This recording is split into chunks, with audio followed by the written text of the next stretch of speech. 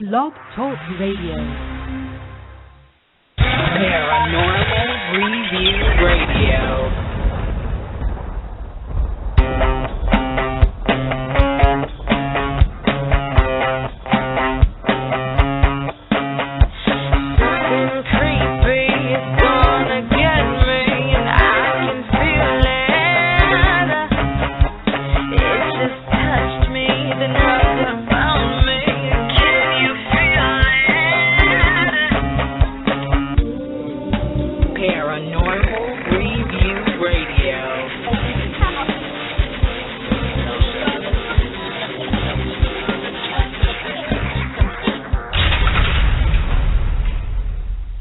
Hello and welcome, everyone. It is Friday night, and you are listening to Paranormal Review Radio, the only radio show without commercials and with more great paranormal talk.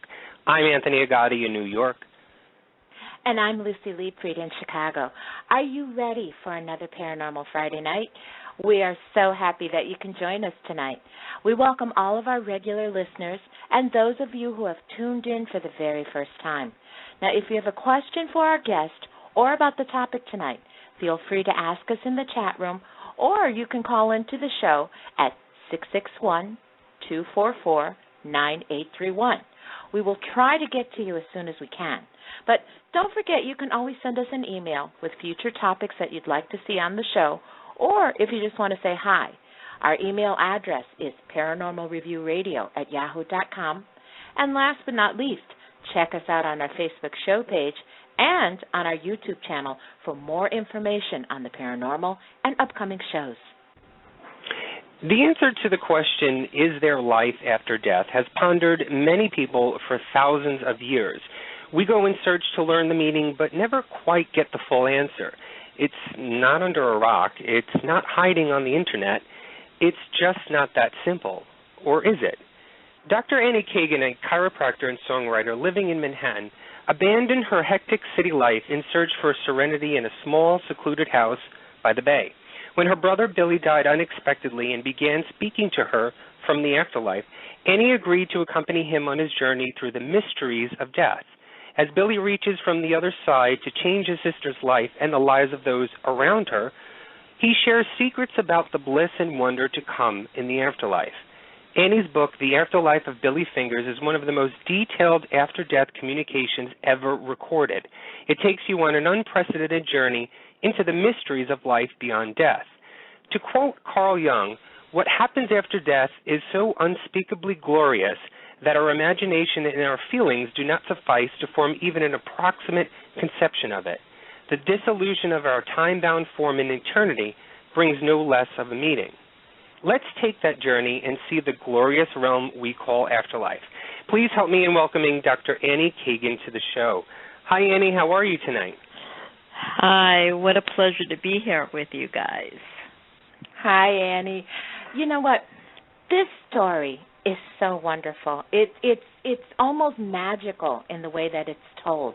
And I'm not going to lie. It made me cry from the feelings of love and the wondrous visions that I got when I was reading it. Now, I've always believed in an afterlife, but I've never really been quite sure of what it could be. Did you ever think of the afterlife before this, and was your perception of it anything like it is now? You know, I didn't spend a lot of time really thinking about what happened after you died. When I think back now, I realized that in my family, because my father's parents died at a very young age, my father thought he might die at a young age. And so he kind of talked about death a lot, and in a kind of comforting way, like, oh, you know, I'll see you later and don't worry if I die. So it wasn't a hidden topic like it is in many households. Mm-hmm. And then later, when I began meditating, I think I thought that after you die, you know, I always believe that science says that energy cannot be destroyed. So something, our energy, the essence of us, had to go somewhere. But I thought it was maybe you would just somehow dissolve into a sea of bliss and not really be an individual anymore, which was kind of fine with me. And I never expected anything like what my brother reported to me after he died. It was very, very surprising how complex and vast the afterlife really is. Well, can you take us back before this journey began? What was your life growing up, and how was your relationship with Billy? Well, the subtitle of my book is, how my bad boy brother proved to me there's life after death. And I was quite a bit younger than Billy, and Billy was always the older brother, bad boy Billy, because ever since I'm a little girl, Billy had a romance going on with drugs and alcohol. And in a way, I also mean it in a little bit of a glamorous way, because even though he had these problems, I looked up to Billy. He was very charismatic and handsome and seemed to be having a lot more fun than I did, the good girl, the good student. He was a very free soul, and he loved people. But I would say there was always an issue between us, because I was always the one who got the accolades, and he was always the one who was in trouble. So I would say that our relationship, although we were close at times, probably now our relationship is more loving than it was on Earth, when he was on Earth. I'm still on Earth. Well, your brother died by accident later on in his life. I think he was at the age of 62. Is that correct? Yes. And you just touched on it just a little bit about his drug addiction. And, addiction now in this day and age has become, the topic of the news almost every single week. Just recently, Corey Monteith of Glee was in the news of overdosing and dying at such an early age.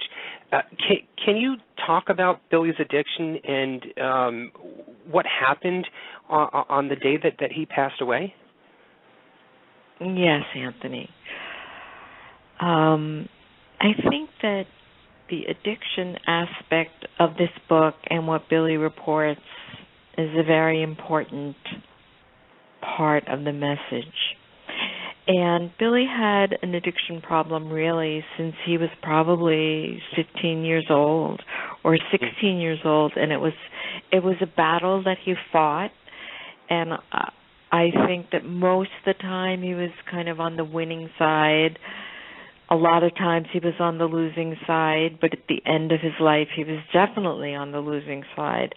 And as much as he tried, and he really tried, and I was right there with him while he was trying, he just couldn't seem to win that battle. Mm-hmm. And one of the things I think that Billy's doing, reaching from the other side, is letting us know that it's not a shameful battle to have, that all our struggles, no matter what they are, whether they're addiction, whether they are illness, a lot of times in society we feel ashamed of the struggles that we have. And actually Billy is telling us that really they're often divine struggles.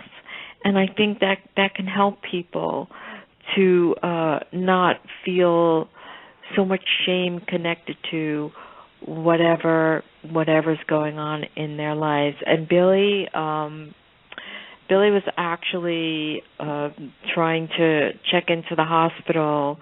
He wasn't feeling well, but they wanted him to go to detox, and he got really angry, and then he ran out of the hospital, and he got hit by a car in the middle of the night and was killed instantly. It's just, I've never had a family member, or I've never had anyone close to me go through anything like that. And you mentioned he began his path at 15 or 16, and so you were younger than that, seeing that, living with that, and then in your later years, in your adult years, having to, I guess, cope along with him in that battle. I mean, as much as he was battling, I'm sure you were battling it as well. I mean, what was it like to see your brother follow that path? And was it, I mean, obviously it wasn't easy for you, but how did you cope with that? Yeah, Anthony, that's a great question. And that's another thing I've learned after writing this book is how many people are in my position and nobody ever talks about it. Right. Even my friends, I've had friends who've read the book before it was published. A really close friend, she said, "Oh my God, I had a bad girl sister."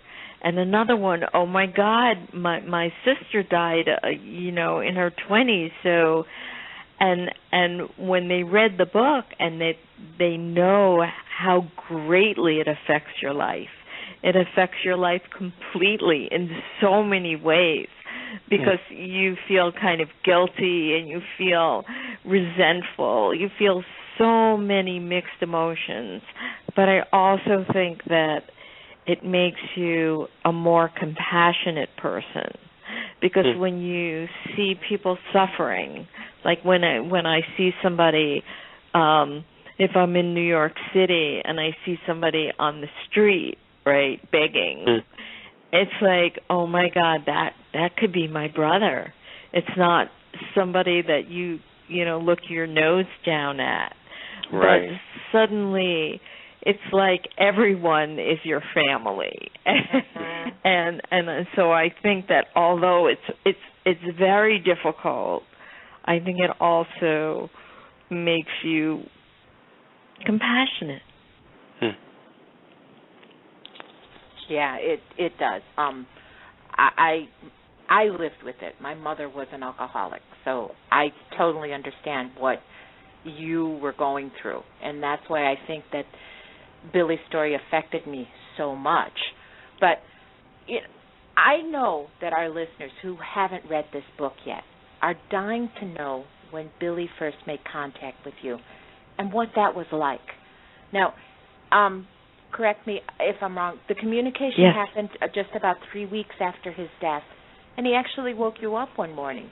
Is that right? Yeah, that's correct. So, because Billy was hit by a car and it was such a violent way to die, and because he had been suffering so much before he died, of course I was extremely guilt-stricken, because you always feel you could have helped more. And so I was barely able to even get out of bed for those weeks. And then one morning, actually it was my birthday, and it was 3 weeks after he died, I hear my brother calling my name from above me, like he's talking to me through a hole in the ceiling, and he's saying, Annie, it's Billy, it's me, get up. And I really thought I was dreaming, and I said, Billy, I have to be dreaming, because you're dead. You can't be here. And he's like, no, get up and get a notebook. And then when my eyes were open, I'm walking across the floor, and I'm thinking, no, I'm awake. And he immediately comforted me. And the first thing that he said is that he was in bliss, that there was nothing cruel for him anymore, that he was floating through a beautiful divine universe, and they were invisible higher beings tending to him, and that in his bad boy way, he said, death isn't so serious as everybody thinks it is, and really it's very enjoyable, and it couldn't be better right now. So, don't be too sad. I know how sad you are, and I promise you we will meet again. And guys, while he's talking to me, it was like the beautiful atmosphere of where he was just flowed right into me. And instead of grief, I started to feel beautiful and euphoric feelings and an enormous sense of relief. And that was our first visit. Wow. Well, Billy does describe his journey, and it's beautiful. I mean, it seems like he went through stages, and it really does seem like he was in wonder of what he was experiencing. And it does seem hard to believe if you don't open your mind to it.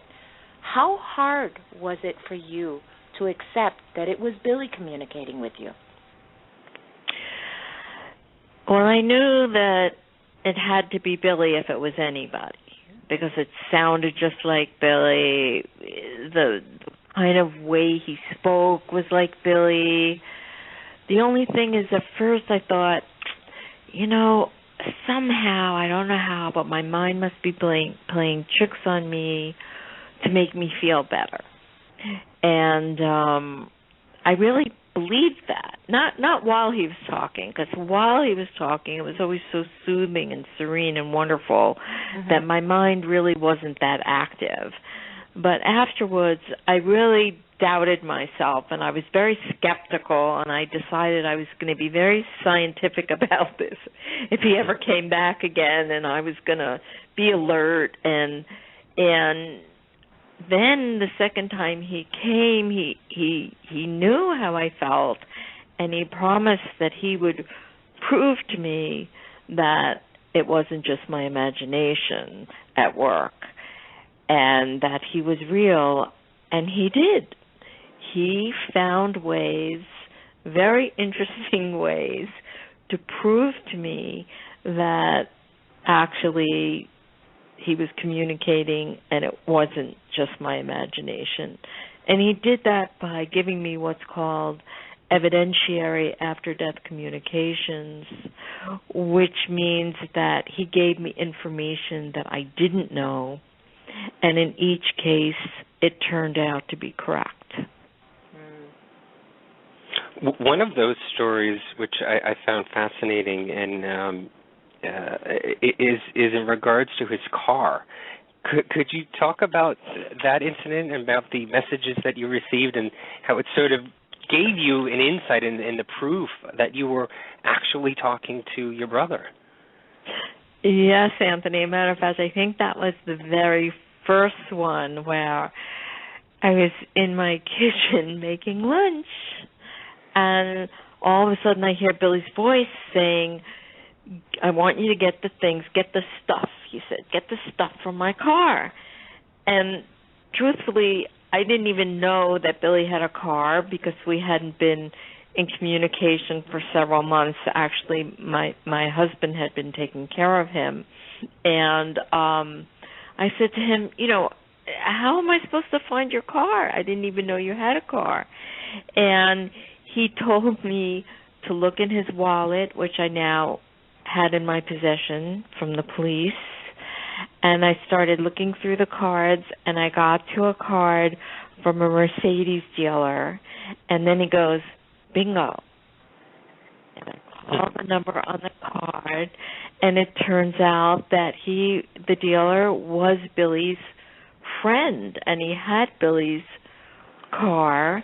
And of course, I almost fell down when he told me that. And then I asked him if he would please, that Billy had died, and please put the things together for me.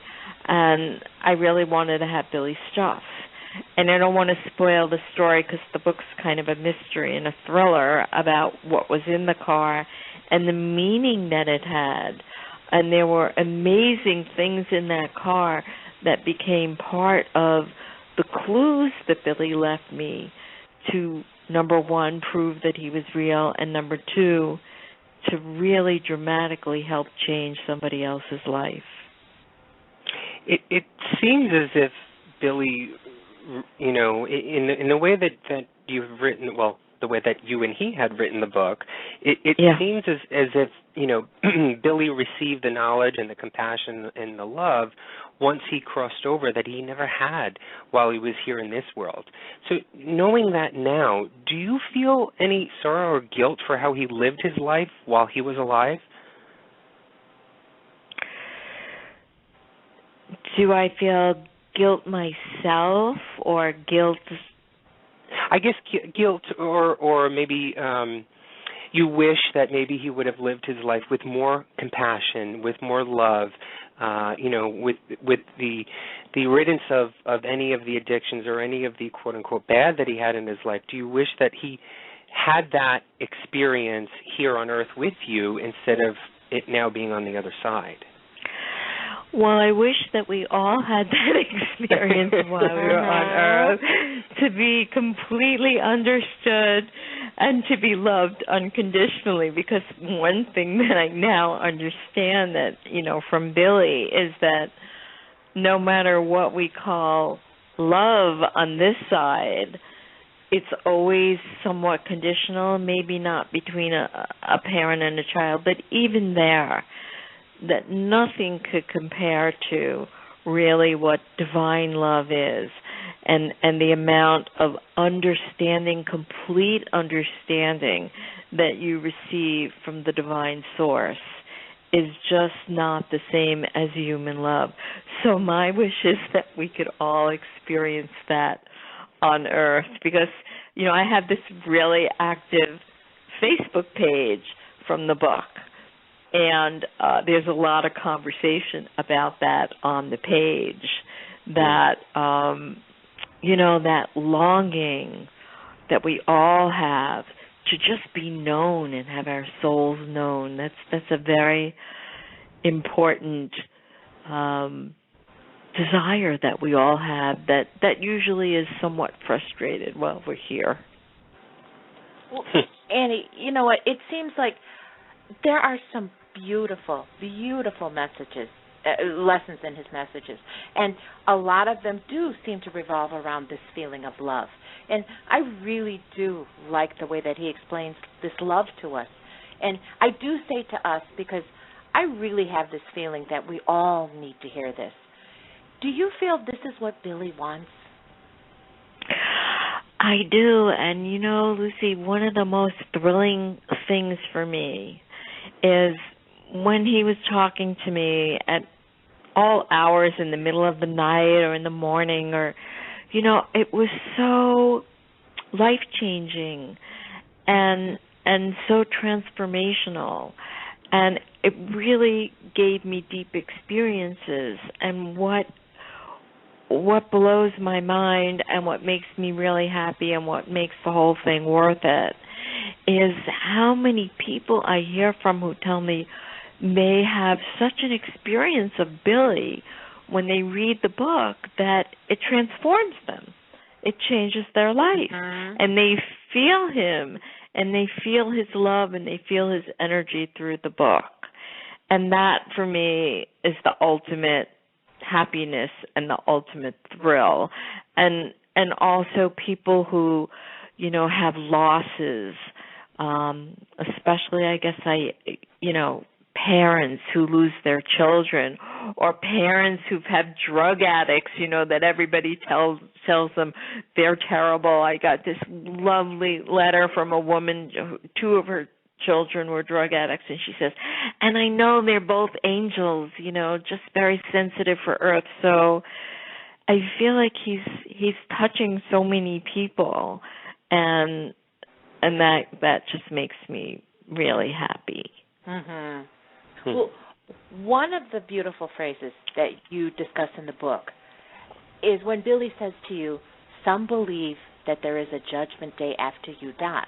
But Billy says it's the opposite. There's no judgment day. What does that mean, and how can we understand it? Yeah. Well, there we go, right to the most controversial part of the book, which is good. That's good. A lot of people who have near-death experiences report that they'll have a life review. This is one of the differences. They'll have a life review, and then they feel pain for any pain that they've caused anybody. But a near-death experience is someone who hasn't actually died and they're remembering their experience. And there are a lot of similarities. But Billy reports that during his first life review, and he has many, but the first life review, he's viewing his life almost in a very Buddha-like manner, where he says he sees the paths he took and he sees the paths he didn't take. He sees where his genius was and where he could have done better, but he doesn't feel moralistic or judgmental about any of it.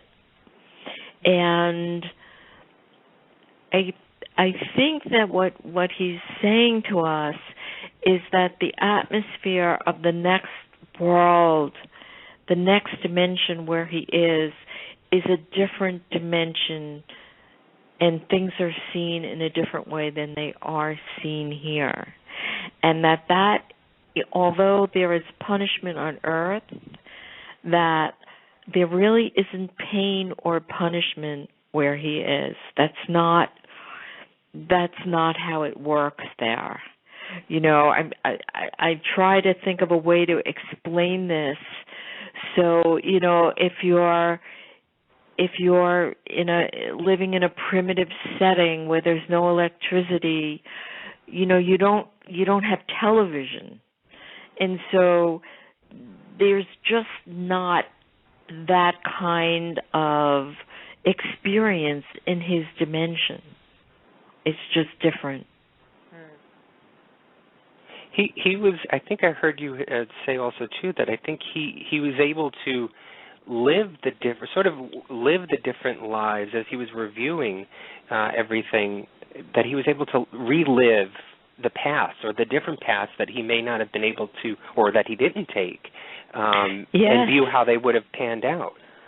Yes, Anthony, I love that. And he said, you know, it's like he has the remote control, and say if you wanted to marry someone and you didn't, you get to live out that life and see what that would have been like, or choose a different profession. And then in his wonderful Billy way, he says, but you know what? After a while, you get bored with it. He got bored with it, and where he was floating in this beautiful universe was so much more interesting than looking at the past. And I try to take that as a lesson myself. To, you know, it's like the ultimate being in the moment. Right. Don't dwell on the past. Just keep moving forward. Just keep moving forward, yeah. One of the most interesting aspects, and from what I've heard you discuss on other media outlets, was the way that in which Billy had sort of transcended to the afterlife. And if you would allow me to, I wanted to read a little bit about what Billy had said. And yeah, please do. Here's a quote from both of your words, I believe. There's nothing hard or cruel for me anymore. I'm drifting weightlessly through these gorgeous stars and moons and galaxies twinkling all around me. The whole atmosphere is filled with a soothing hum, like hundreds of thousands of voices are singing to me, but they're so far away, I can't just barely hear them. And although I can't exactly say anyone was here to greet me, I feel a divine presence, a kind, loving, beneficent presence, twinkling all around me. Now, we can almost feel those words, Annie. I mean, truly, we can almost feel them. It's almost tangible in spirit. But what did you feel when you first heard what he was saying about his journey into the afterlife? Just like what you're saying, you know, I could feel where he was. I could sense where he was. And, of course, that was very early on. So my sense of relief was so joyous. And I that's one of the reasons that I decided to write the book.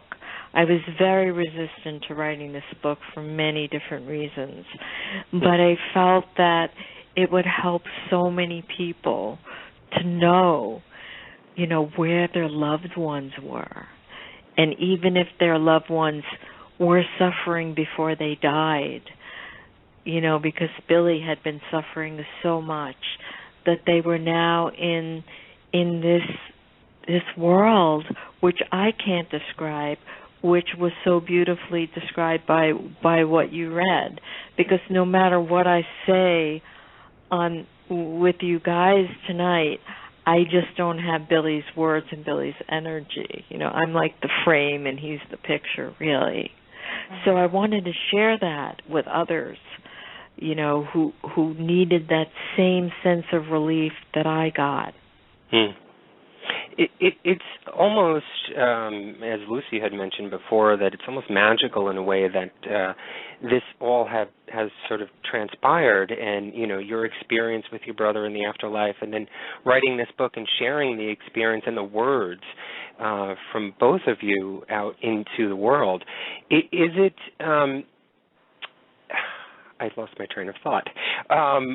What I'm trying to say is basically, if did he get permission, or did he want to do this on his own? I mean, we hear stories all the time about, family members who have passed on, or friends who passed on, and don't quite get this type of communication. I mean, you've been able to communicate and talk with your brother, but also you've been able to get some really great insight as to how the afterlife is. Is this something that is pretty much, I don't know if Billy had mentioned this, if this is allowable to be able to communicate it to someone who is still living, or is this something that maybe he was still playing out the bad boy part and wanted to share some of those things with you? Yes, that's a wonderful question, because I think that was my biggest fear of all. You hit it right on the head. Like, I didn't really care so much if people believed me or not, because it kind of doesn't matter to me, to tell the truth. Like, someone could believe it, they don't have to. I'm not really out to prove anything. Right. What scared me was his bad boyness and, the tabooness I felt around this subject.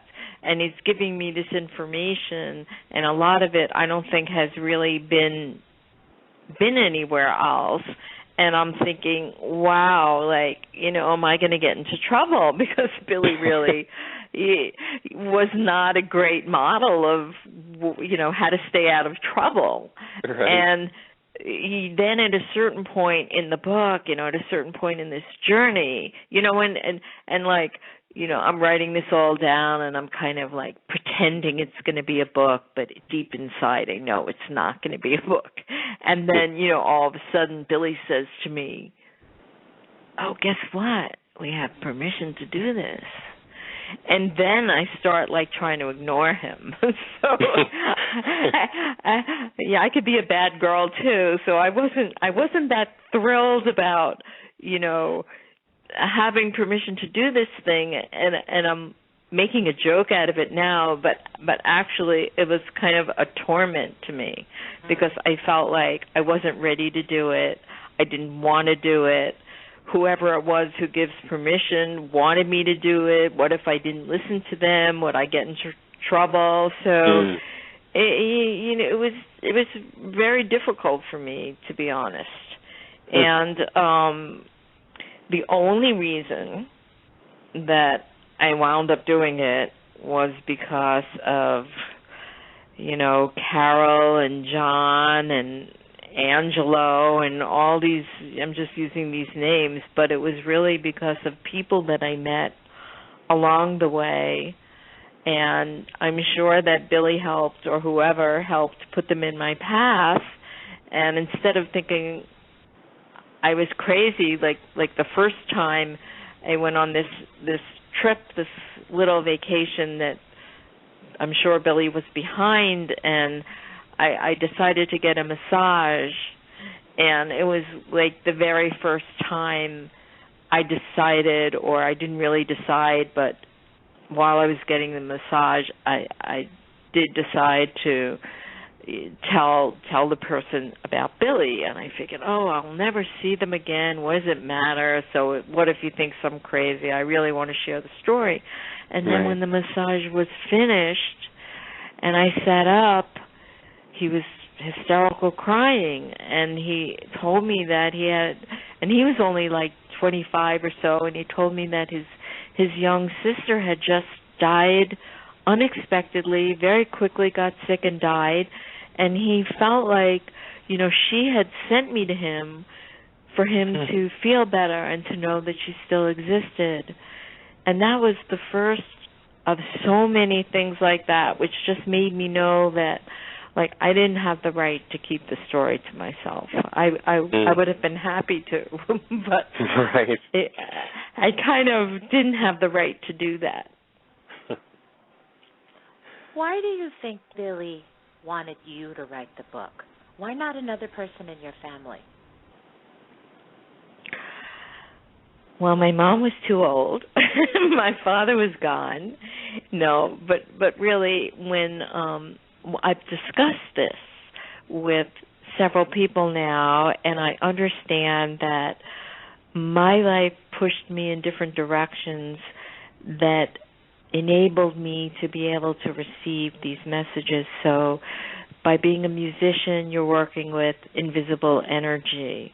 When I was a chiropractor, I did a lot of craniosacral work, and so I was dealing with energy. And then to my own shock and amazement, when I started meditating, I began meditating like 3 hours a day, which was something I never planned on. I had been, a girl who went shopping and had lunch with the girls and did Pilates, so I never expected that turn in my life. So really, somehow destiny was guiding me to this place where we would both meet in this silent arena that was a complete surprise to me. You know what? Reading the book, it really did fill me with such feelings, love, hope, and it actually did confirm a lot of what I've already felt to be true. And so what I want to ask you, you've mentioned that, this has affected people, but have they truly shared with you how this has changed their lives? I mean, has it really made a difference? Yes. Many people tell me very precisely, like one story, very early on, Billy talks about pain and, that there's pain in life, and it's not because you've done something wrong to deserve it. So that's kind of controversial in a lot of ways, even a lot of New Age ways. Like there are a lot of the theories about how much we control our lives, etc. So one letter I got from a woman who had rheumatoid arthritis, and she said before she read the book, she always felt like somehow she had done something wrong to deserve it, or she was thinking wrong or something. She blamed herself. There was a lot of blame. And that after reading Billy, she said she felt completely liberated for the first time in her life, that it changed her life completely because she didn't feel guilty anymore. And then there was lovely Ray, who reported that from the first page to the last, he cried. He just wept because he felt like Billy was saying everything that he always believed in his heart to be true but didn't have words for, and that hearing the words just made all his experience blossom. So I'm hearing that it's affecting people very, very deeply, and of course there are people who are dying, who are afraid of dying, or who have lost children or loved ones. So I don't know. I think Billy's doing things that I don't really even understand. Mm-hmm. When you talked about communication with Billy, it sort of signifies back and forth.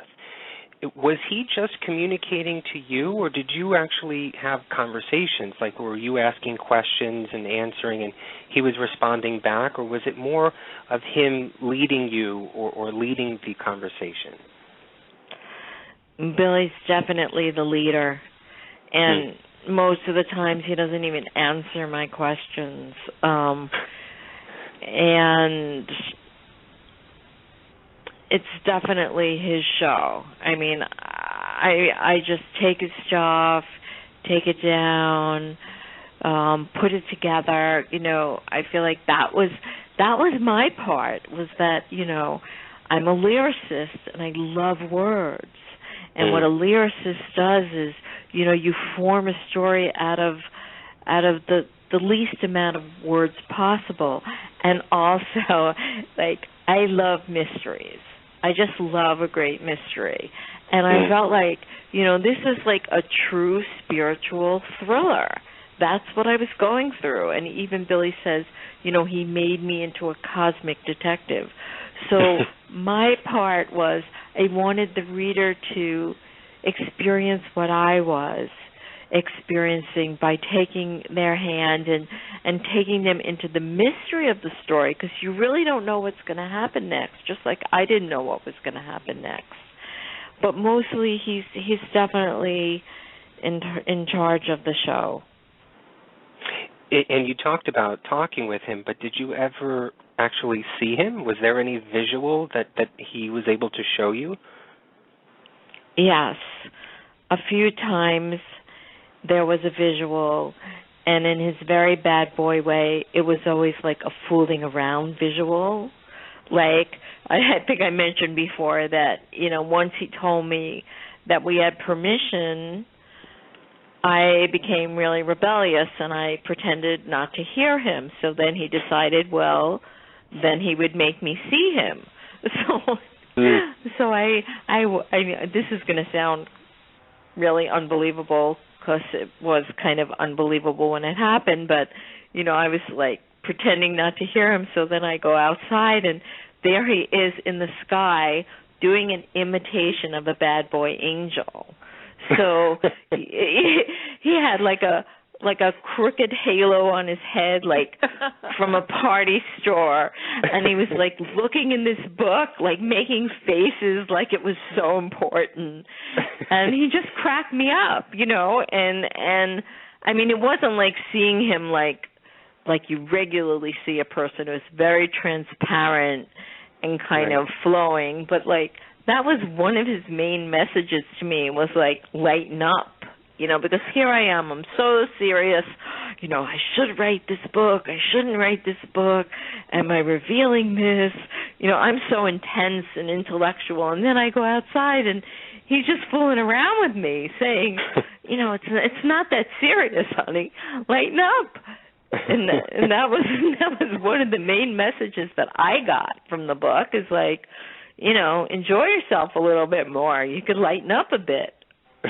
And that's pretty much the essence of Billy. I mean, that was his character. That was his personality in real life. So why wouldn't that be the same on the other side? Yeah, he very much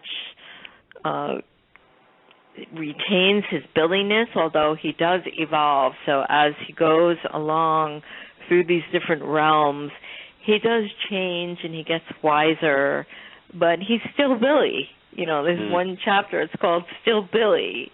And I think that was a big surprise to me as well, because I didn't think that we would retain so much of our personality. And he's very funny. I mean, that's one of the things about the book that people like. I mean, it's a book about, you know, dying, but it just has you crying and laughing.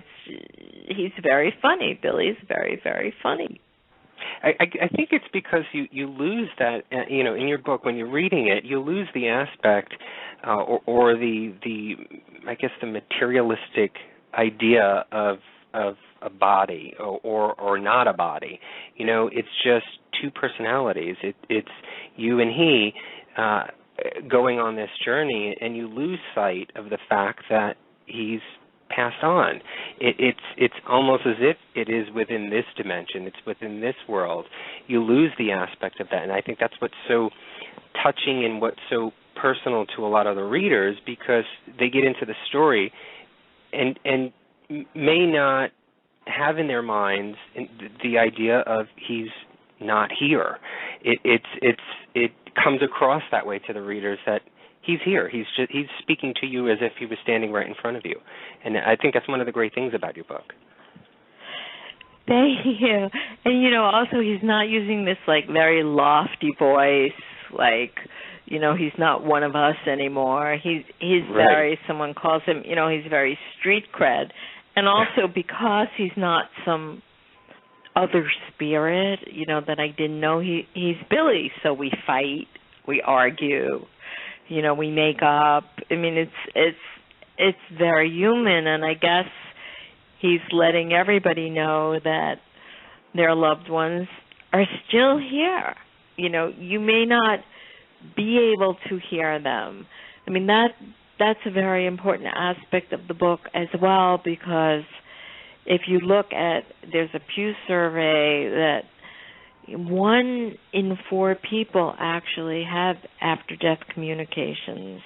And I think we're a society that kind of closes off. It was amazing today on Facebook, somebody wrote to me that she just got the book and she cried and cried and cried before she opened the book. And then she told me a little story that her brother had died in a hunting accident, and he came to her and very, very clearly spoke to her.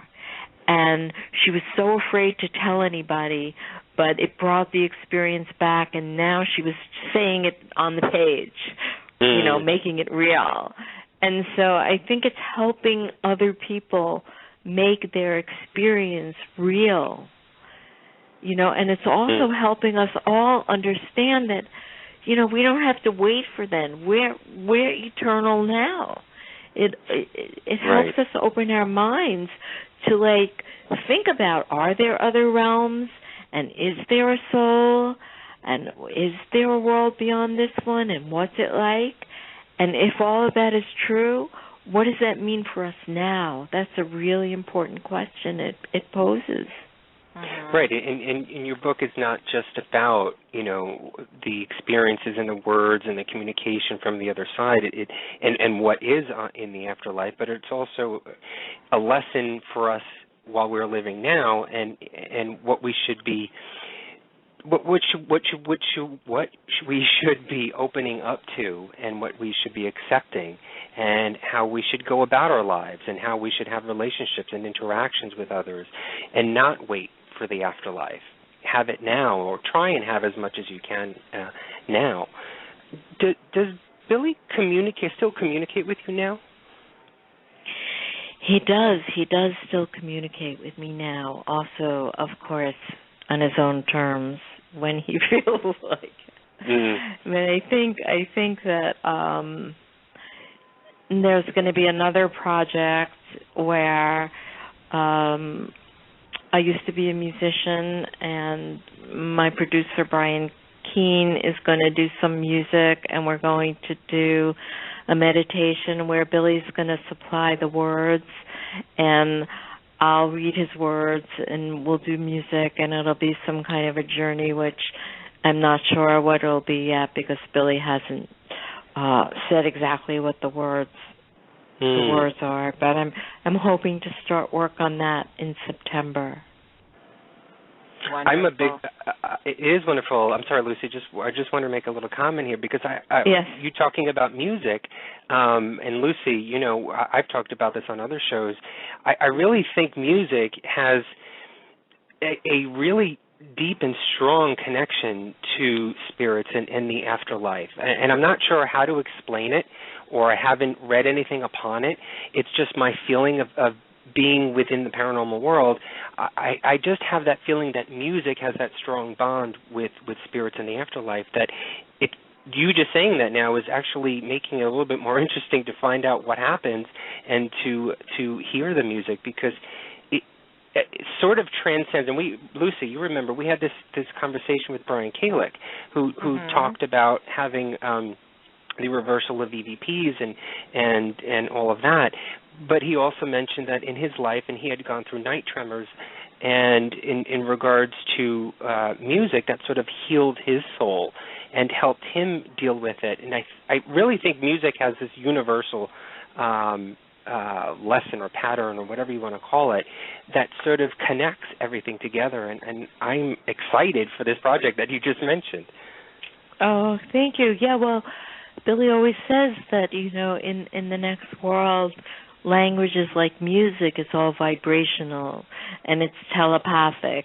And I love when he says, and, where he is, people say what they mean, not like on Earth. Sometimes on Earth people say what they mean. Sometimes they mean something else, but like everybody in the afterlife is sincere. So that's a nice relief. But when he died and when I was kind of mourning, and even though he was speaking to me, I still had a lot of sadness and grief. He always had me put on music. Music was such a healing thing. And it was so funny because he always had me, at first, he had me put on a lot of Frank Sinatra. And, he would sing me Frank Sinatra songs at night. And, they can't take that away from me. And I would tell my mother, this is really crazy, but I'm playing all these Frank Sinatra songs. And she said, oh, Billy loved Frank Sinatra. And, I was very young. I didn't even know that. So, he would have me play the strangest, most upbeat songs. And it really helped my healing a lot. So I'm excited about the project as well. Well, one thing that was so obvious to me when I was reading this, I truly got a sense of who Billy was. It was like I could feel his personality. And I'm going to tell you, at one point, I actually did talk to Billy. I mean, it was like... There you go. And it was like, I'm reading this, and I would say, okay, Billy, let's finish this, and it was just so beautiful how his personality comes through this book. Here is somebody I don't know, but yet by reading the book, I do know who he is. And I want to tell you that I truly believe this story, but I also realize that there may be many out there who are not going to believe the story. Have you come across any who don't believe what happened to you and to Billy?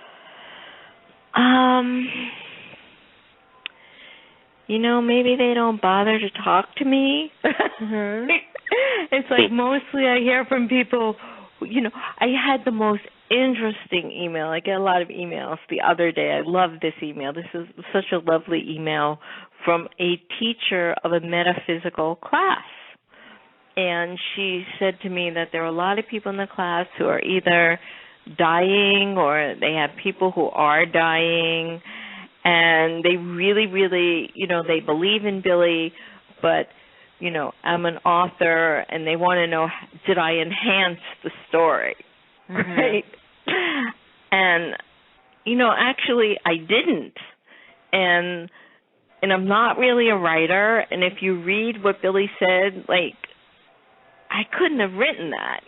That's another thing. When Billy would talk to me, it was so fast. It was just, like a very natural flow. My part took forever because, I'm me and I've never written really a book before, and there was such a big difference.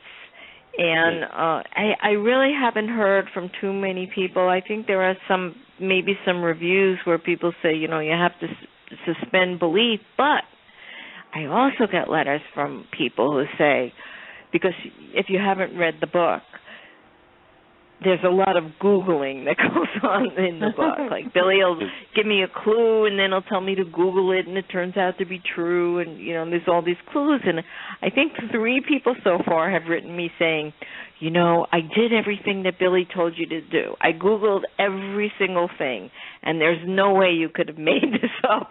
Like, who, if you really look at this story, like, who can make this up? I actually Googled some of the music that is mentioned and listened to it while I was reading. Oh, I'm so glad. When you get to it, I wish it just would pop out because, when you're up to Mahler 8, yes. Spoiler alert, we don't want to say too much, that was the moment. That was the moment when I knew that Billy had to be real, because there were so many layers to that proof. There was no way. I mean, I think I didn't have a thought in my head for about 4 days after that. I was in shock.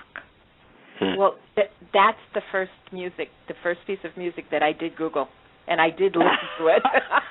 Wasn't that amazing? It was absolutely a transcendental experience. It really was. It was like immersing yourself in this whole experience. It was wonderful, and I truly see that as a gift from Billy. I really do. It was a gift, and imagine how I felt. I mean, for those of you who haven't read the book, Billy's describing this music where he is, and then he says to me, just like Mahler's 8th. I'm like, huh? I didn't even know there was such a thing. And then it turned out to be exactly as he was describing. I mean, it was and even deeper, the words, the story. I mean, there was just, to me, anytime I have a doubt or I don't feel like doing this or whatever, I just say to myself, Mahler 8. And that's it. That to me, that's the ultimate proof. Well, you know what, Annie? Many people, they're searching for answers to what happens after we move on to the next part of our journey.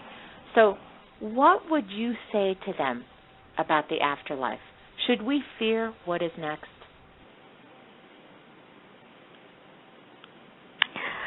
Absolutely not. And don't feel fear for your loved ones. And I think the thing I most want to say is, as we're growing up, we kind of hear that, we're going to meet our loved ones again and how glorious God is.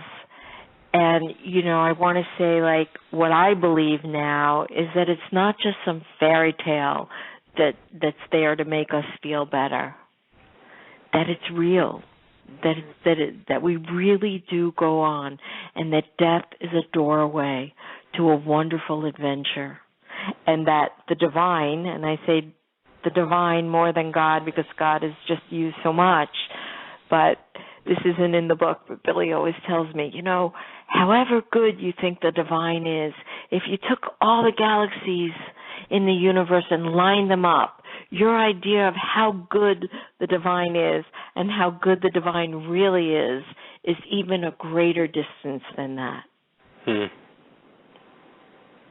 Well, talking about his lines and his communication, out of all the beautiful poetry and life lessons Billy has spoken to you and that you've written in the book, and maybe that hasn't even been put into the book, which one resonates the most with you?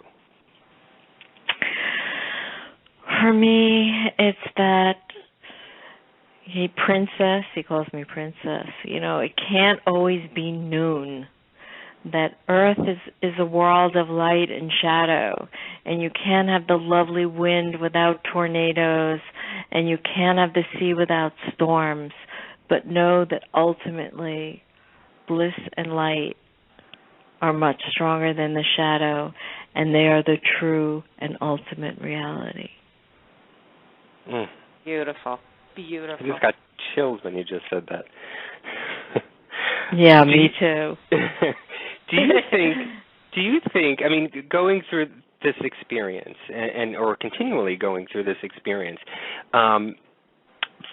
for others, do you think that other people will ever get the sense that you've experienced of what Billy has told you and communicated to you about the afterlife and the meanings and the descriptions that he has talked to you about? Do you think that others will get that as well? Do you feel as though that there may be others out there that are like you that have had this experience, that maybe more and more of this will start to happen?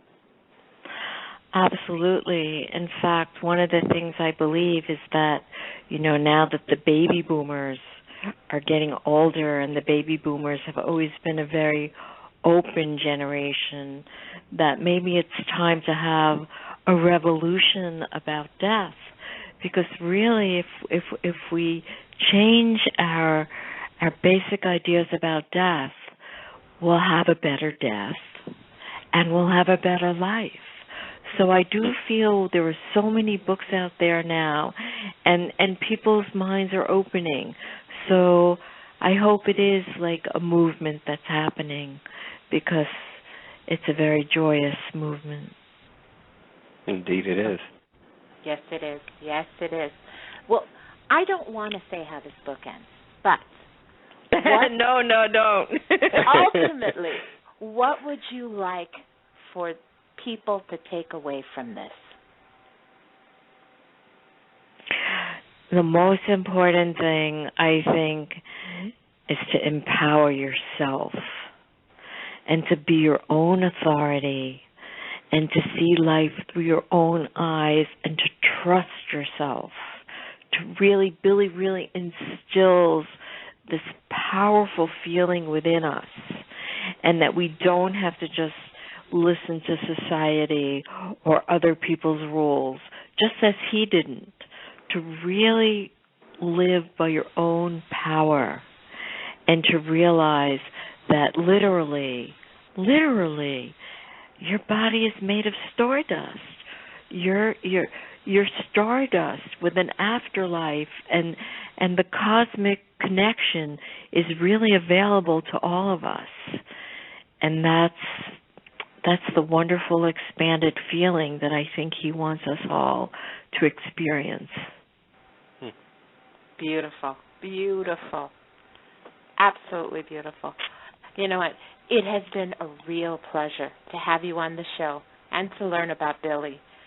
Where can our listeners buy your book and learn more about you and any kind of upcoming events? Right.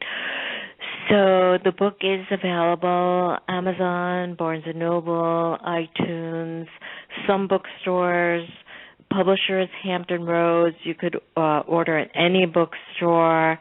Website is Afterlife of Billy Fingers. You could download the first chapter there. And please go to Facebook, Afterlife of Billy Fingers page. I think there's like almost 50,000 people there in a couple of months. Wow. With Billy wisdom, with pictures and comments. It's really a Billy party. So thank you so much for having me. This has been really, really fun. Annie, thank you so much. And we want to say thank you to Billy. But to everyone out there, you have just heard Annie Kagan describe her personal experience with the afterlife, and what a wonderful experience this was. Please visit Annie Kagan at theafterlifeofbillyfingers.com and check out the book, The Afterlife of Billy Fingers, at Amazon.com or at Barnes & Noble. Annie, thank you so much. We really do wish you the best of luck in all you do. And please come back when you embark on this next project, please. I will, Lucy and Anthony. I definitely will. We'll play a little bit for your listeners when we get it together. Absolutely. Thank you, Annie, and it was great talking to you. Great talking to you too. Good night. Take care. Good night. Good night. So after reading the book, Lucy, and now talking to Annie, has any of the gaps been filled that you may have had open, or has it just validated and solidified the experience of you reading her book?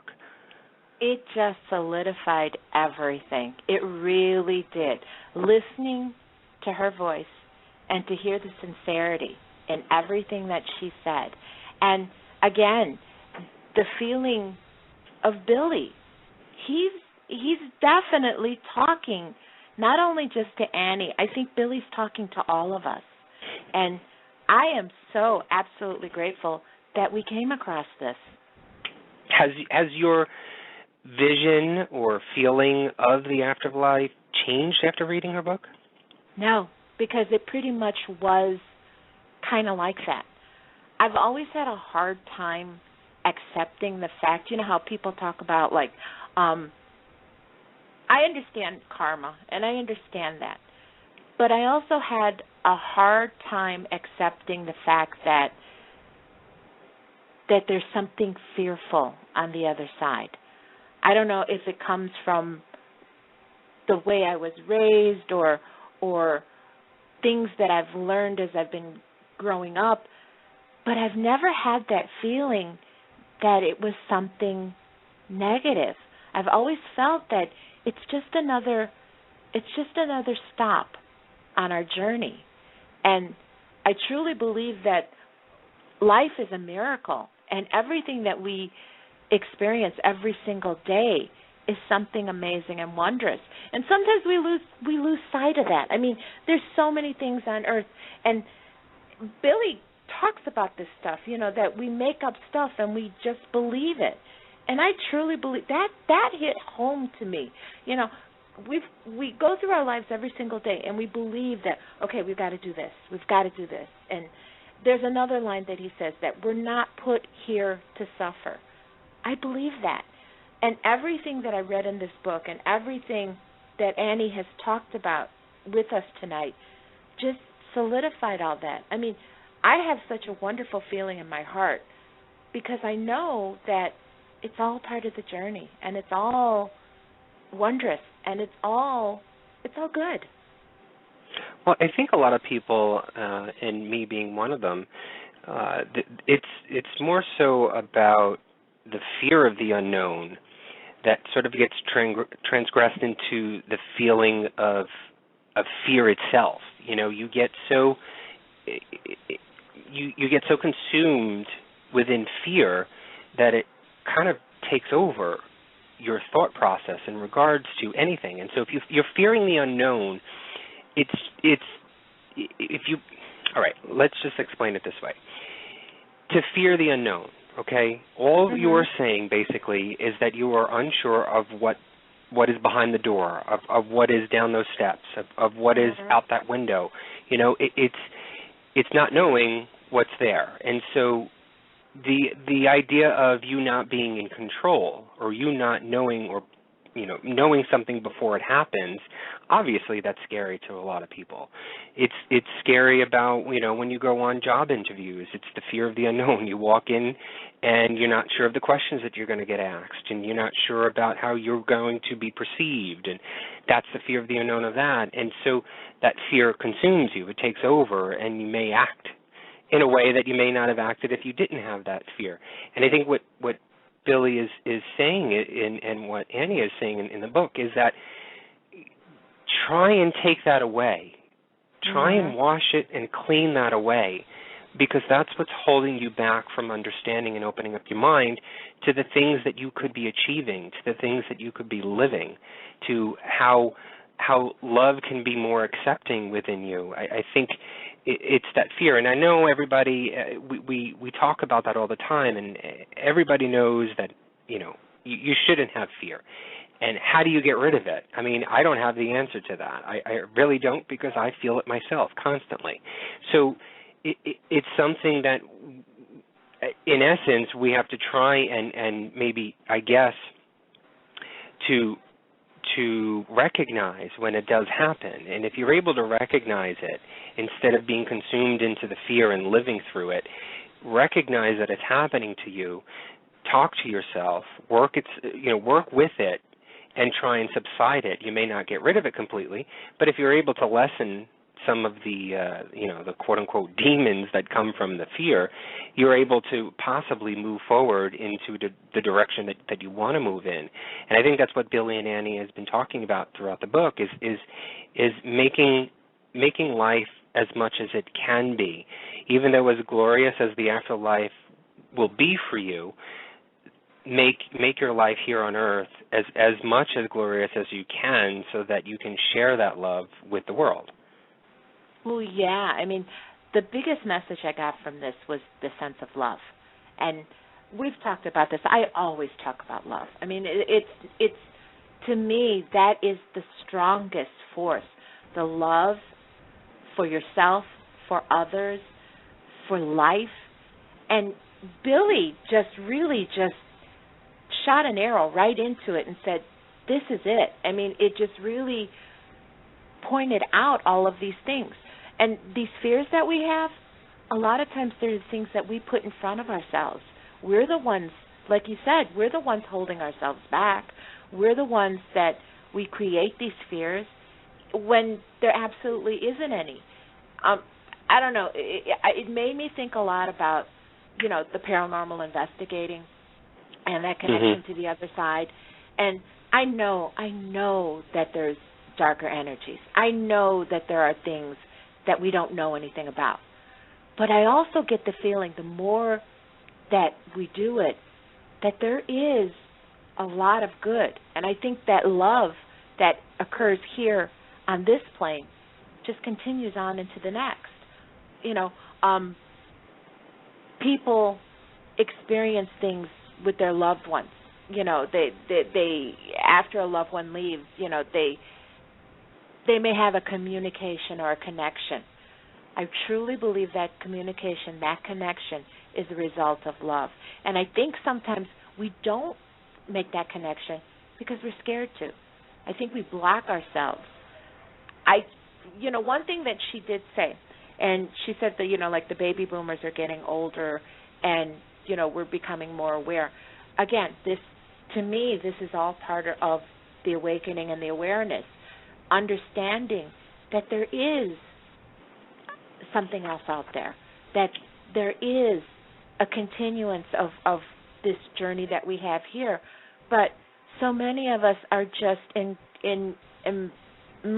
in the day-to-day actions of living your life now, and the fears and the blockages that you put in front of yourself, that sometimes you miss the whole point.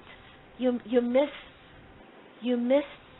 the ability to feel that love and to feel that good. And you can turn on the TV and you can talk to people, you can read Facebook, and you see a lot of that pain and a lot of that misery.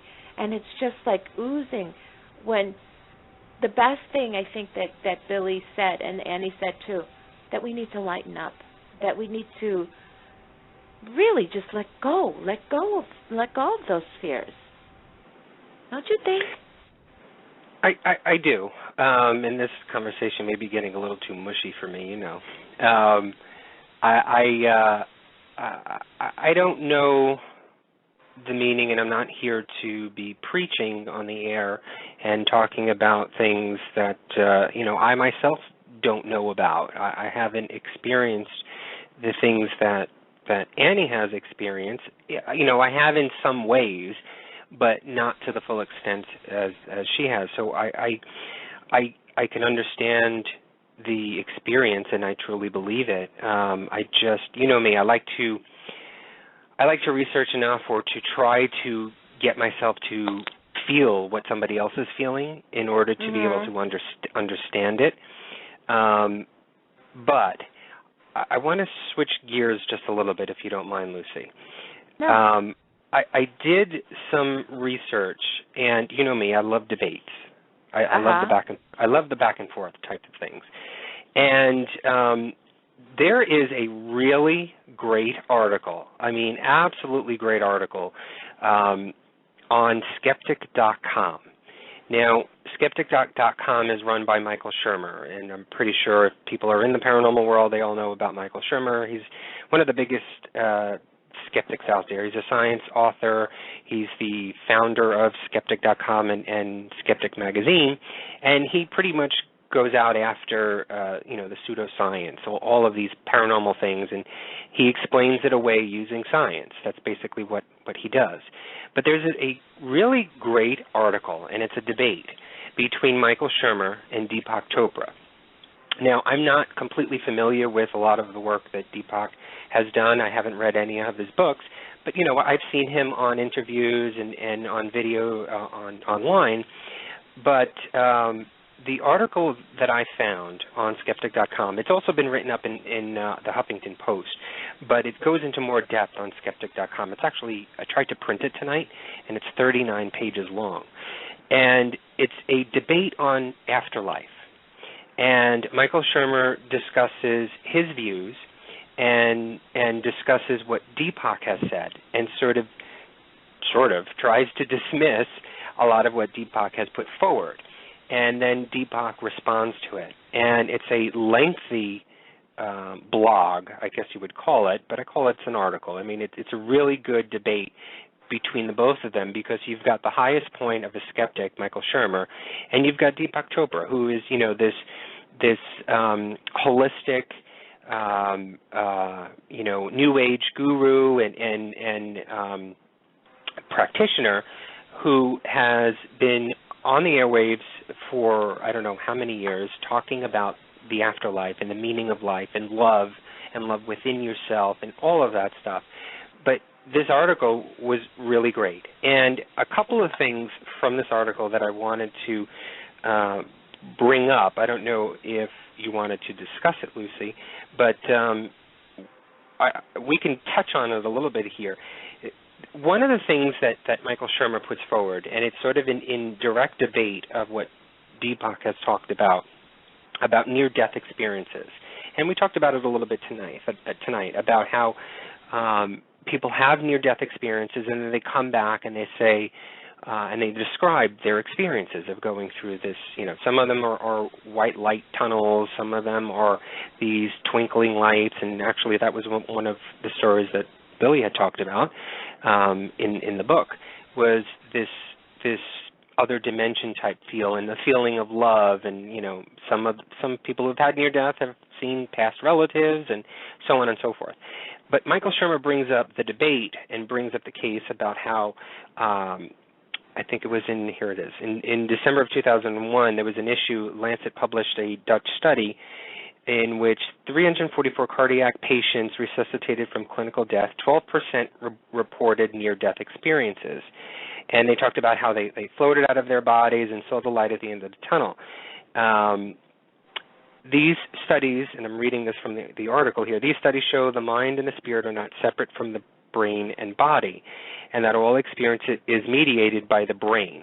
So he's talking about how it's sort of these glitches, these fire glitches, and we've all heard about this, these fire glitches in your brain that create this experience in you.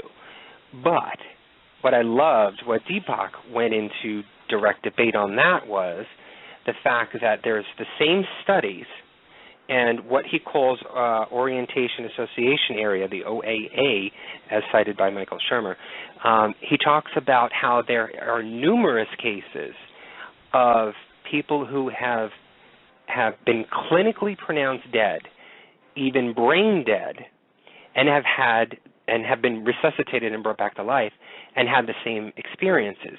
So if their bodies have died, their brain physically has died, there's nothing firing in your brain, there is no electrical energy that is firing in there, how could they still have those experiences?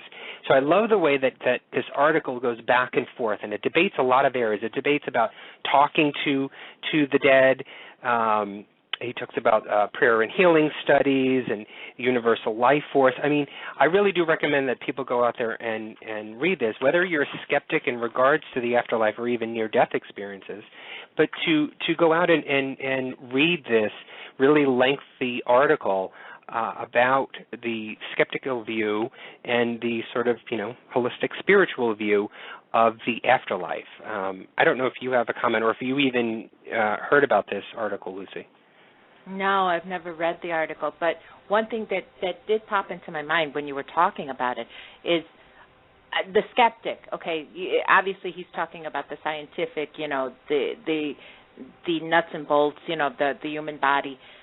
But when you look at the other side, when you look at what Chopra is talking about, if there is a soul, if we have a soul, which I believe that we do, whether or not the body is functioning or not, that soul still exists.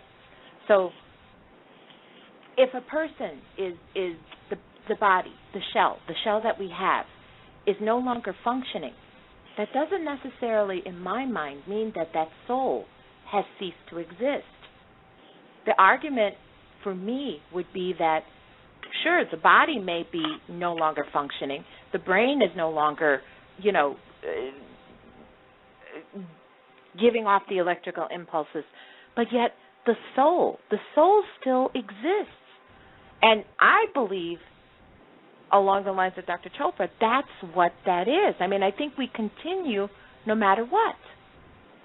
Well, there's a couple of YouTube videos that I was watching actually last night, and I'm not sure if I can actually properly explain it right here, right now. Maybe I'll send this to you, Lucy, or maybe I'll even post this up. But Deepak actually gave, I think it was actually another debate with Michael Shermer, and there was a whole panel of other people. I think Richard Dawkins, I think is his name, is another person who is sort of on like the Michael Shermer side, the skeptical science side of things. And Deepak was talking about how the mind is separate from your brain, and the mind is outside of your brain, outside of your body. It's the thoughts, it's the creativity, it's the love, it's anything and everything like that may not be so quote unquote tangible. That's what the mind does. The brain is actually the mechanics, but the mind is not a result of the brain, but it's sort of acting maybe alongside it or next to it, but it's outside of you. And that is everlasting. That is eternal. And so even though it is working with your materialistic body in your brain, it still lives on. It is not something that can die. And so when your body dies and when you finally pass on, this mind that has all of your traits, has all of your personality and your creativity and your thoughts, that still continues with its own energy into the universe. Again, I may be going beyond or not even explaining it to correctly or not, excuse me, but he really does give, to me, he gives me that moment where I was actually staring at my screen and not moving because it was making sense, but it wasn't making sense. I don't know if you get that, Lucy. Yeah, I get it. But you know what? What he says about, the mind being separate, let's take cases of reincarnation. How is it that whether reincarnation is an actual thing or not, how is it that the essence, the being of a person can regenerate in a different person? That mind, that being, that soul is still the same person. The body is just like a shell. It's just it's just the vessel that carries us on this plane. And I don't believe that body is necessary to really continue the journey that the soul makes. Am I explaining that? Yeah, but it sort of makes sense, but I can't make the connection in my brain. I'm too feeble-minded, I guess. But it does. To me, it makes sense, but in order for it to make sense to me, I have to be able to explain it, and if I can't explain it, then I can't say it makes sense, if that makes sense to you. But one of the things in this article, too, that I wanted to reiterate was Michael Shermer was giving a review of Deepak's book, Life After Death, The Burden of Proof, which is one of his most famous books. And Michael Shermer talks about how stimulating the brain scientifically can actually induce an out-of-body experience. Mm-hmm. But Deepak says, in sort of retaliation to the effect, and I loved this quote because to me this makes sense, and I can understand it when he gave this quote. He says, I can put a tourniquet on a person's arm, depriving the nerves of blood flow and thereby eliminate the sensation of touch. This doesn't prove that quadriplegics with paralyzed limbs aren't having a real experience. To me, that makes sense because he's giving a sort of scientific reflection back to Michael Shermer, saying, well, if I put a tourniquet on my arm, I'm actually losing sensation of touch in my fingers. But does that make a quadriplegic not having a real experience? It's almost the same as if when he's talking about stimulating the brain cells to create an out-of-body experience, yeah, that can happen. But can you say that someone who has actually had an out-of-body experience or a near-death experience is not real? Well, you know what? What I did get from this, okay, and Annie touched on it a little bit with the near-death experiences. I believe, and I've read about it, where an out-of-body experience can be generated, that scientific means can generate an out-of-body experience or a near-death experience. But what I got from Billy's details, what I have, and I don't know where I've gotten this from. I don't know where I've gotten this knowledge from or how I've come to this belief. I truly believe that the experience, once you totally leave that body, once this vessel is done, that it's different. It's much different. Maybe we're not supposed to have the whole experience until we really move to that level. Maybe what some people have as near-death experiences is only a different version of it, or maybe it's just what we're allowed to see. Well, Billy has said in the book, The Afterlife of Billy Fingers, one of the lines that he says is what lies beyond this world is a realm of absolute love that reaches far outside the limits of human understanding. So even as much as we try to understand what the afterlife is all about and what that feeling is, we will never, because it's outside the realm or the limits of human understanding, of our functioning brains, will not be able to understand it. Which explains Billy's message that he says we make things up and we believe them. We only have so much. There's only so much that we can understand. There's only so much that we're going to comprehend. And what is waiting for us, again, like you just said, is so outside of the realm of our experience and our knowledge that we're probably not going to understand it while we're on this side. Right. He also says that so whatever our struggles, whatever our truth, whatever darkness we may encounter, Billy wants us to know that the shadow is illusory and temporary.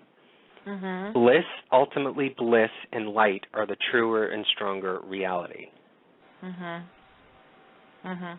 Well, I do have to say, we touched on it in the beginning when we talked about Annie, and watching Billy with his addiction. This book did make me think of my mother and the struggle that she went through with her alcoholism. And one of the things that I had regretted was that I never came to terms with it. I had a big problem with it up until the day she died. And even after she moved on, I still held that grudge. But even before I read this book, it was almost like I came to terms with it. And feeling my mother near me and actually communicating with her, I understand now. I understand where she's at. And everything's okay. And Billy's words just kind of verified that for me. It really, truly struck me, and it made me okay with everything. And I am. I mean, the feeling of peacefulness, I'm fine with my mother. And I am sorry that I didn't come to terms with that before, but I know she understands. And I know one other thing that Billy said was that we're signed up to do this dance a long time ago. I think, everything probably has a path, and it probably has a pattern that it's going to go through.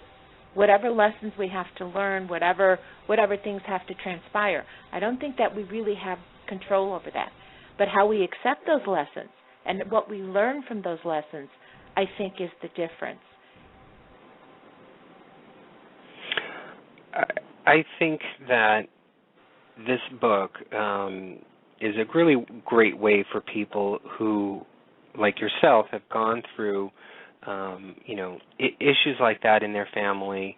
And Annie even says it herself that, it's not so much that if you have someone in your life that's gone through addiction and has passed on, that you'll only relate to this book. No, it's more so of anyone in your life that maybe has passed on, that you've always wondered, how are they now? How are they coping with their own death? How is it that they are, quote unquote, living right now? How are they feeling? What is it like for them? And your hopes that they are in care of with maybe passed on relatives, or that they are feeling the love, or they're not alone. And some people envision when they're really feeling low, people sort of envision that their loved ones are somewhere in a dark place alone. And this book sort of gives you that hope that, if her story is true, and this is Billy communicating with her, that there is hope for everyone, that your loved ones or people that you've known that have passed on are possibly within a good place, a good dimension, a good state of mind, and possibly maybe getting the love and the compassion that they never had before. And so you should really feel comforted. You should feel at peace and move on, and hopefully continue to live your life the way that you would have prior to that happening. So I commend her for writing this book. And you know what? For the skeptics out there that, you mentioned it before, Lucy, when you were asking Annie that question, for the people who don't believe her story, okay, fine. So if you don't believe her story, that's great. You don't have to. Nobody's, saying that you must believe this. And I think you should still read this book, because it gives you a life lesson as to how you should proceed with your life in this realm, in this world, how you should conduct the way that you live. And maybe this gives you a little bit of a perspective and hits home to you as far as you thinking of your mortality. And, You're taking words out of my head again. It's exactly what I was thinking. It's just, go ahead. It's not just a book that will help you deal with the loved ones that are going on. It is a book that will help you deal with your own mortality. It'll help you deal with whatever is ahead of you.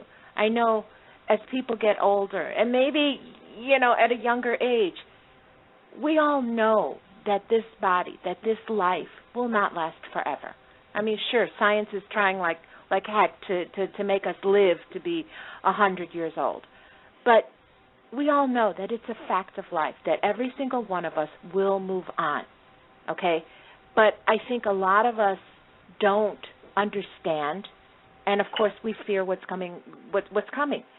This book is just a little something, and I'm hoping this is what Billy wanted, that will help people deal with their own mortality, that it's not something to fear, that it's not something to freak out and to change the way you live now.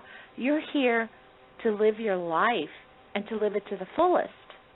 And if you're going to sit around and fear your mortality, you're really going to hinder yourself from living your life the way you should now. And I think it's important to note also, too, and I'll do a little shameless plug for Annie, that Raymond, the infamous Raymond Moody, also helped write this book with her. So I think this was a great show. I think it was very timely that we did this.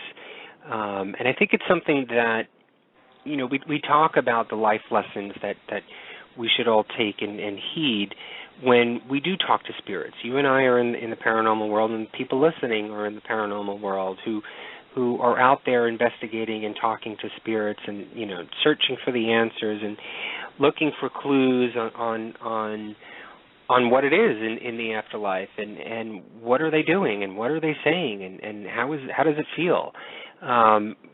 But like I was mentioning before, don't focus so much on the afterlife and the answers that you're getting relating it to just the afterlife, because I think the messages are hidden in between those lines that we're getting from the spirits that we're trying to communicate to. And it's the hidden messages is that, you know, we should be living our lives to experience what it is like and to learn the lessons that we've been put on the road to learn. I think that's what everybody is here on earth to do.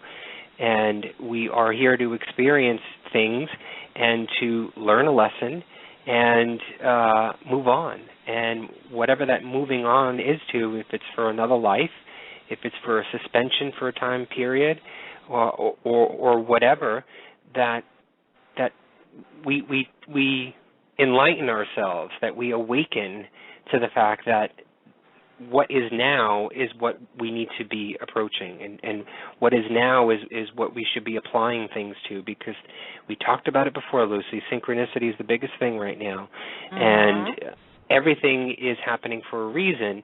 And so if you, as a paranormal investigator listening right now, or if you don't call yourself a paranormal investigator, if you're, just someone who talks to spirits and whatnot, that,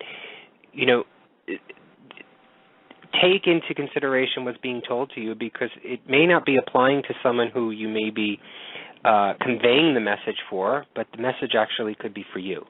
And to be able to open yourself up to the fact that is possibly something that could be happening is very scary. And it is the fear that we talked about before. But take it into consideration. Look at it for what it really is, because you never know what lessons you could be learning, because a lot of it happens without you realizing it. Well, I think Billy said it best. He said, read between the lines.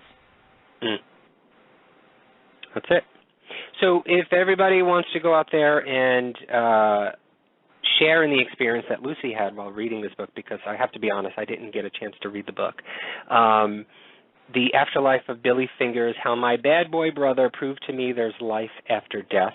You can go to Amazon.com or go to Barnes & Noble, and I think on iTunes, she said, and check out her book. And you can also go to the Afterlife of BillyFingers.com and the Facebook page to learn more.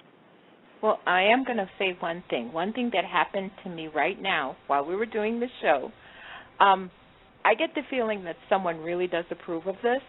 I have a lamp in my room that flickered and just went out, and it's a brand new bulb.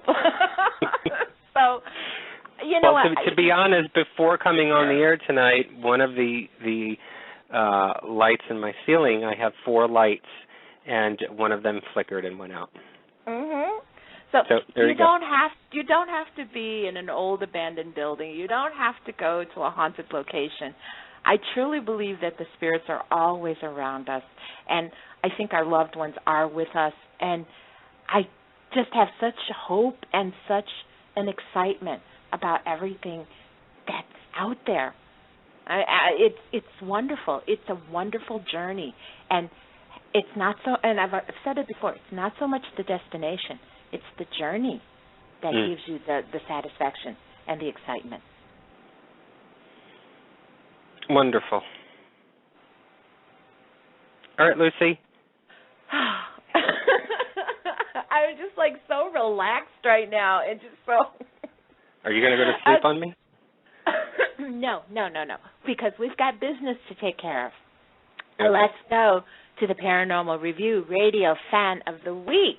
And this week, our Paranormal Radio Review Fan of the Week is from Friedberg, Germany.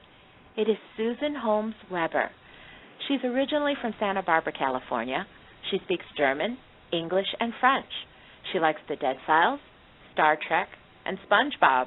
And, of course, she likes Paranormal Review Radio. Susan, thank you so much for being a fan. Thank you for commenting on our page, and congratulations. Yeah, congrats all the way from Germany, Susan. Don't forget, if you want to be a Paranormal Review Radio Fan of the Week, just like us on Facebook, Paranormal Review Radio. Okay, well, you know what? This whole evening, everything we've talked about, we are all searching for answers. And that's the reason why many of us investigate the paranormal. It's to see what's on the other side. Like I said, reading this book gave me a sense of what is there. But it also brought forth many more questions. And I suspect the answers won't be clear until we actually make the journey to the other side.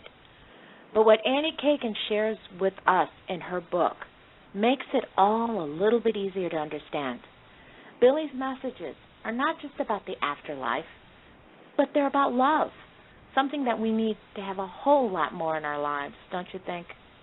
We want to thank Annie for joining us tonight, and we want to thank you, Billy. It was a beautiful conversation. But, so many things, this life, we talked about our lives, our daily lives. There's so many things that seem to affect us every single day. Every one of us has at one time or another either checked our horoscope or looked at what our particular astrological sign means for us. The ancients studied astrology, and to this day, people still look to the heavens to see what might be in store for us or why something has happened. Phil Booth is an astrologer who has had an interest in the stars all of his life. Born in Canada, a world traveler, Phil has appeared on television in the UK, Canada, and he's written horoscopes for newspapers in Canada and the United Kingdom. Using his interest in Greek mythology, along with his vast knowledge of astrology, Phil is one of the most interesting and absolutely accurate astrologers today. He will be joining us next week to give us an insight into astrology and how it can help us deal with our lives, and he may do some readings for you too. So, thank you everyone for listening. Every single one of you is a shining star. Anthony, thank you for being who you are. So, my dearest peeps, keep sharing that love that's inside of you, and have a paranormal week. Good night. Good night, everybody. Paranormal Review Radio.